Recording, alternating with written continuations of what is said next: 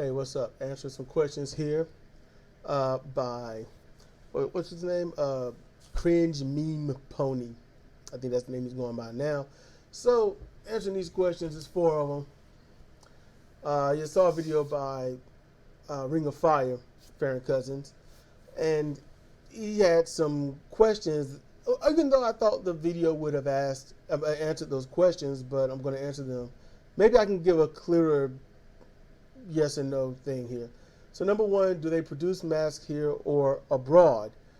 They produce some masks here, very few, but most medical masks and things like that are from China, from India, and I think Vietnam.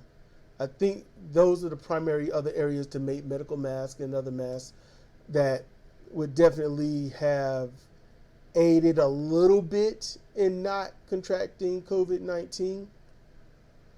But just to let you know, masks don't stop you from getting the virus.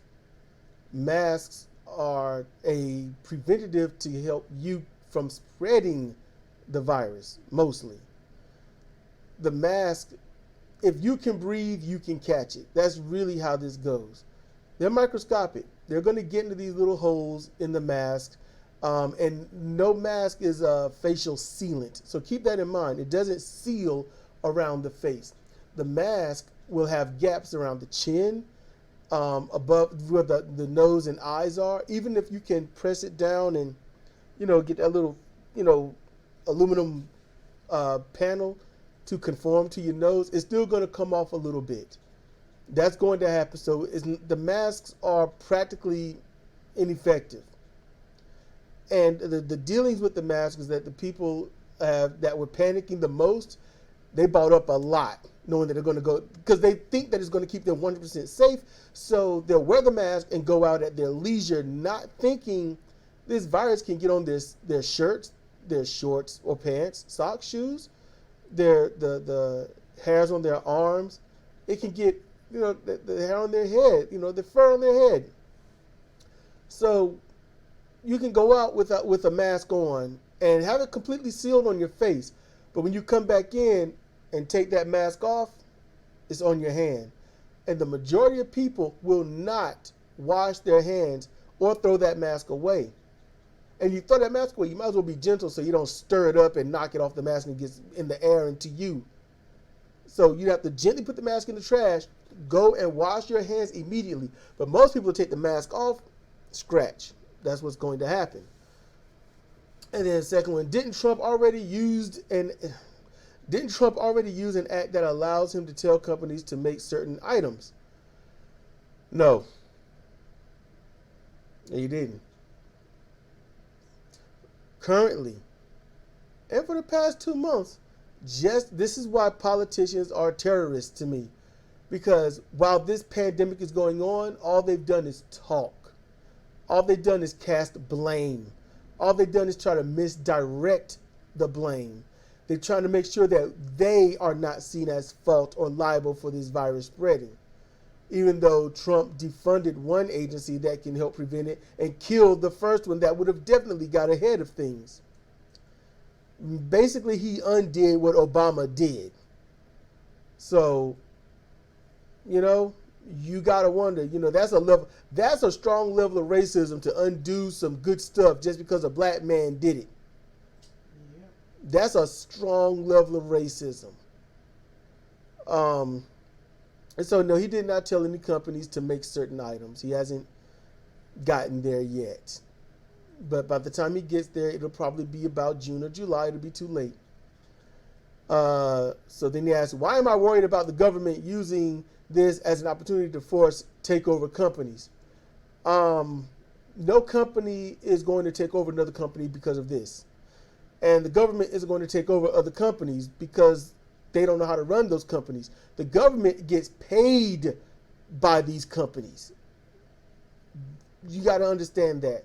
These companies, the pharmaceutical companies, the oil companies, these industries pay the government officials to get what they want. So that's the whole cycle. The bottom rung of this pyramid, the working poor, the upper lower class, those that are making in essence of about, honestly, about $34,000 on average a year. That's gross, not net. You know, you want to go on net, they're making on average about $25,000 a year, maybe even less, honestly. You know, that's the cycle. The cycle is the consumers, those that go out and buy stuff all the time, toiletries and things like that. They're the ones that their taxes go to the state and federal. The state, I think, gives some money even to the federal. That's how all these politicians get paid, from taxpayers' money. And they use taxpayer money to pay these industry leaders off, the oil and pharmaceutical industries. So you work really hard to get paid money that the government uses to pay in subsidies welfare to these giants, these big donors who say, thank you, here's some chump change from what you gave us. That's how the cycle works. So I just want you to know that. And so you're asking why you're worried. I don't know. You have to ask yourself why you're worried. That's just straight up. You have to understand why you're worried. I can't tell you why you are worried about anything. But there will be no government takeover of any companies. You can rest assured that, because the companies have done their best to take over the government, and they have done it. They've succeeded. So you don't have to worry about the government taking over what already controls them. Finally, number 4, why does no one ever consider that there is a chance that there is a low supply of masks? In full, why does no one ever consider that there is a chance, maybe small, but you still got to think about it, that there is a low supply of masks? There's a low supply of masks. No one considered it because there's always been a major surplus of masks. There's always been a surplus, a major one. Medical masks, novelty masks, 3M masks, 3/8 masks, things like that. There's been lots of those. But when people panicked, they went out in droves, and they went to Home Depot, Office Depot, ordered online, and just got as many as they could. Just like they did with the hand sanitizer. When dude had 17,000 plus bottles of hand sanitizer, and the government had to go confiscate some of it. In all honesty, they shouldn't have. They shouldn't have, but the guy was reselling it for a massive price. Just like these pharmaceutical companies and their masks, the new ones, and they want to charge $7 to up to $50 for something that costs 10 to 50 cents to make. Per mask. Per individual mask, as Sidra said.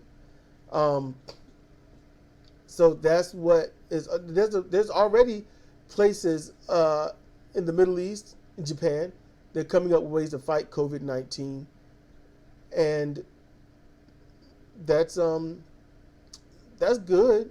It's not going to work for everything, but it's best to try whatever you can to get what you got. But that's us lower class style of thinking. So I hope that answered everything. If you got more questions, pop them down there. I might make another one. It just depends. But yeah, it's only been about 9 minutes, so that's good timing. Could have made it shorter, but I wanted to have thorough explanation. So this has been Cedric Kennedy for Comparative Reasoning, saying thank you for listening.